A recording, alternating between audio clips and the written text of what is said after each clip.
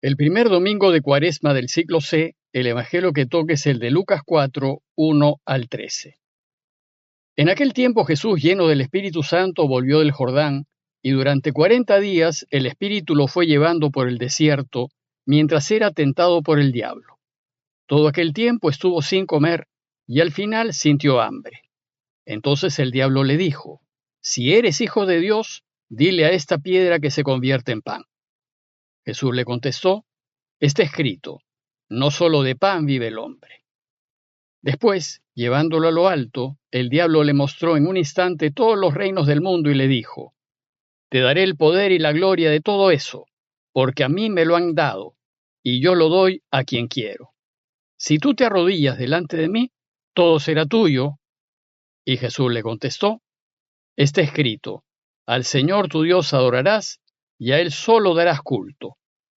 Entonces lo llevó a Jerusalén y lo puso en el alero del templo y le dijo: «Si eres hijo de Dios, tírate de aquí abajo, porque está escrito, encargará a los ángeles que cuiden de ti, y también te sostendrán en sus manos, para que tu pie no tropiece con las piedras». Jesús le contestó: «Está mandado, no tentarás al Señor tu Dios». Completadas las tentaciones, el demonio se marchó hasta otra ocasión. ¿Por qué la Iglesia nos propone meditar en las tentaciones al inicio de la Cuaresma? Para enseñarnos que cada vez que nos preparemos para hacer algo que nos acerque a Dios, seremos tentados, y que seguirlo supone elegirlo a pesar de las tentaciones. El pasaje de las tentaciones es una especie de modelo de lo que sucede interiormente en nosotros, pues siempre que nos enfrentemos a una decisión, Dios nos propondrá su camino y el enemigo el suyo. Dios nos sugerirá elegir siempre la mejor alternativa, la que nos acerque a Él, aunque sea difícil, exigente y peligrosa. Y el enemigo nos sugerirá siempre las alternativas que nos convengan, aunque éstas nos alejen de Él. Y usualmente son las fáciles, las cómodas, las rápidas, las que supongan menos esfuerzo y las que nos permitan ganar más. El problema es, ¿y qué hacer? ¿Qué alternativa elegir? ¿Qué camino seguir? En este pasaje Jesús nos enseña que si elegimos su alternativa, tenemos que saber que no tendremos una vida fácil, como tampoco la tuvo Él, y que tal vez enfrentemos estrecheces, problemas y dificultades. Y lo primero que hace Lucas es describirnos la situación en la que se encontraba Jesús. En aquel tiempo, Jesús, lleno del Espíritu Santo, volvió del Jordán, y durante 40 días el Espíritu lo fue llevando por el desierto, mientras era tentado por el diablo. Todo aquel tiempo estuvo sin comer, y al final sintió hambre. Primero nos dice que Jesús está lleno de Espíritu Santo, es decir, lleno de Dios y por tanto lleno de entusiasmo por empezar a proclamar que el reino ha llegado. Y segundo nos dice que al empezar, Jesús se encontró en una situación de desierto, de dificultad, de carencia, de estar sin comer.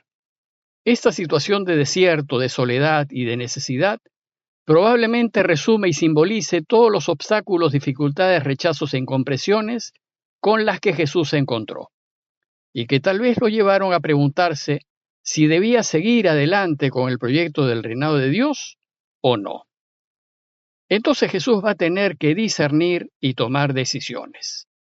En esos momentos difíciles es cuando aparecen las tentaciones y surge la incertidumbre del qué hacer, si seguir con los deseos iniciales o abandonar el proyecto.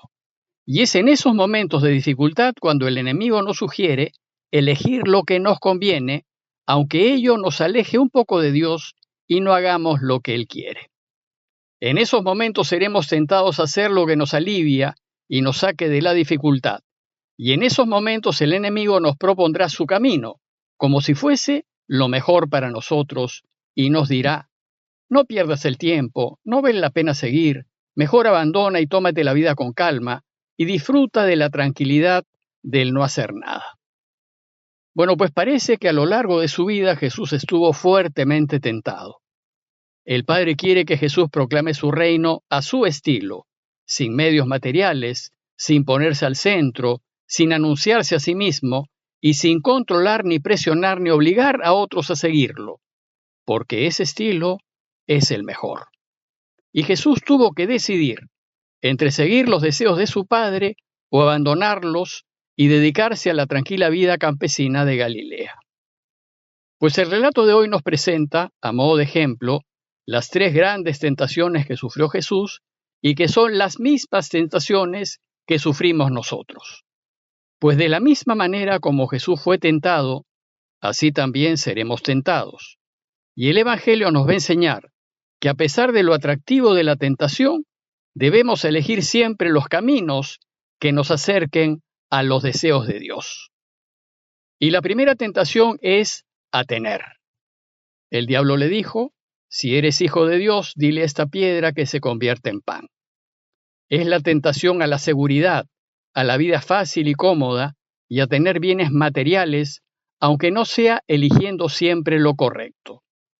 Sucede que a menudo en la vida tenemos que decidir entre los caminos de Dios, lo que es correcto y justo, y nuestra seguridad, comodidad y conveniencia.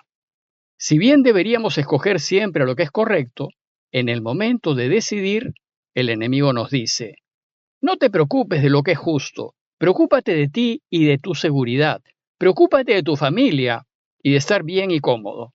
Así es que cierra los ojos a lo incorrecto y defiende tu bienestar y tus bienes. Finalmente, ¿qué escogemos? ¿Nuestro bienestar o la justicia? ¿Nuestra comodidad o la verdad? Jesús rechazó esta tentación contestándole, está escrito, no solo de pan vive el hombre. Luego, la segunda tentación es a ser poderosos. Después, llevándolo a lo alto, el diablo le mostró en un instante todos los reinos del mundo y le dijo, te daré el poder y la gloria de todo eso, porque a mí me lo han dado y yo lo doy a quien quiero. Si tú te arrodillas delante de mí, todo será tuyo. Tener el poder, tener el dominio, tener el control es una atracción muy poderosa en todos nosotros. Y no es necesario estar en altos puestos para tener poder. Todos por diversos motivos, ya sea por personalidad o por conocimiento o por trabajo o por posición, tenemos algún tipo de poder. Por ejemplo, el que atiende la puerta tiene poder para dejar entrar y salir. El que responde el teléfono tiene poder para pasar la llamada o no pasarla. El que tiene información tiene poder por sobre el que no la tiene. Y quien tiene la llave es más poderoso que quien no la tiene. El problema es que nos gusta ese poder y nos gusta tener esa ventaja sobre los demás. El asunto está en que cuando tenemos que decidir entre estar del lado de la verdad o perder el poder que tenemos, o entre ser justo o no tener poder, aparece la tentación. El enemigo nos sugerirá, no seas tonto, no necesitas ponerte del lado de la verdad o de la justicia, pues si te pones del lado de ellas, es posible que pierdas poder. En cambio, si eres algo injusto, conservarás tu poder, más aún lo aumentarás. El enemigo nos dirá, decide siempre lo mejor para ti, y lo mejor es que mantengas tu poder aunque permitas algo de injusticia y apoyes la mentira. No importa. Es mejor corromper y corromperse, pero en ningún caso pierdas tu poder. Y Jesús le contestó, está escrito, al Señor tu Dios adorarás y a Él solo darás culto. Por último, la tercera tentación es hacer famosos. Entonces lo llevó a Jerusalén y lo puso en el alero del templo y le dijo, si eres hijo de Dios, tírate de aquí abajo, porque está escrito, encargará a los ángeles que cuiden de ti, y también te sostendrán en sus manos para que tu pie no tropiece con las piedras. Esta es la tentación de estar al centro, de ser aplaudido por todos, de ser reconocido y alabado por hacer algo espectacular. Estar al centro nos gusta y lo vamos a buscar todas las veces que podamos. Pero el problema no está en ser famosos y alabados por todos. El problema aparece cuando tenemos que decidir entre mantener nuestra fama y alabanzas o ponernos del lado de la justicia y de la verdad, aunque suponga perder algo de fama o dejar de tenerla. El enemigo nos sugerirá, no seas tonto, mantén tu imagen, cuídate del qué dirán, que siempre todos te aplaudan, aunque a veces tengas que faltar un poco a la verdad o a ser injusto en tus relaciones. Más importante es tu buen nombre a la justicia y los aplausos a la verdad. Y Jesús le contestó, está mandado, no tentarás al Señor tu Dios. Lucas termina su relato diciéndonos que, completadas las tentaciones, el demonio se marchó hasta otra ocasión. Como lo sugiere Lucas, las tentaciones acompañaron a Jesús durante toda su vida y nos acompañan también a nosotros a lo largo de las nuestras. La tentación la sufriremos siempre que estemos presionados por dificultades, soledades, problemas, fracasos, y cuando debemos tomar una decisión para solucionar el asunto. Entonces, cuando aparece la duda entre hacer algo que nos acerque a Dios o hacer algo que nos separe de Él, Dios nos sugerirá, elijan lo correcto, aunque eso suponga renuncias, olvidos y pérdidas. En cambio, el enemigo nos sugerirá, elige lo mejor para ti, lo que te haga ganar, lo que te deje mejor parado y que no te importen los demás. A veces, como en el caso de Jesús, la decisión no es tan fácil, pues se trataba de elegir entre lo bueno y lo mejor, entre hacer lo bueno a nuestro modo o hacerlo al modo del Padre. El enemigo le sugerirá a Jesús que elija el modo fácil, que use los medios a su favor, que convierta las piedras en pan, que realice un acto extraordinario y espectacular para que la gente se asombre y lo siga, o que use su poder para que se le facilite el trabajo de anunciar el reinado. Y Jesús elegirá anunciar el reino sin medios, elegirá servir en vez de ser servidos, y elegirá anunciar al Padre y a su reino por encima de todo, hasta de su propia vida. En esta cuaresma que empieza, elijamos nosotros lo que hubiese elegido Jesús, y propongámonos vivir una vida más recta y justa, poniéndonos siempre del lado de la verdad, pues si hacemos esto, aunque no tengamos lo que otros tienen, y aunque perdamos, habremos ganado para Dios y seremos premiados con la felicidad.